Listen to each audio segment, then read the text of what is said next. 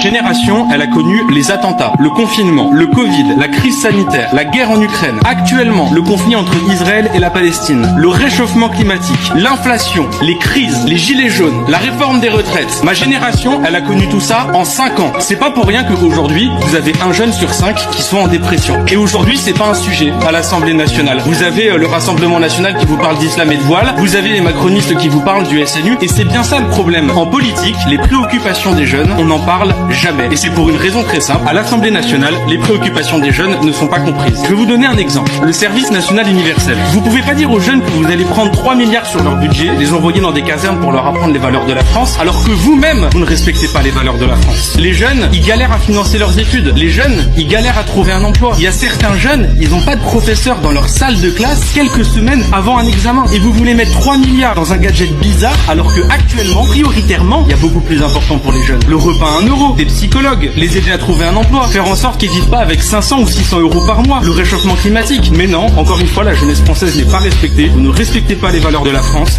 Vous mettez tout cet argent dans un SNU qui nous coûte cher et vous ne comprenez pas que ce soit ressenti comme une injustice par la jeunesse.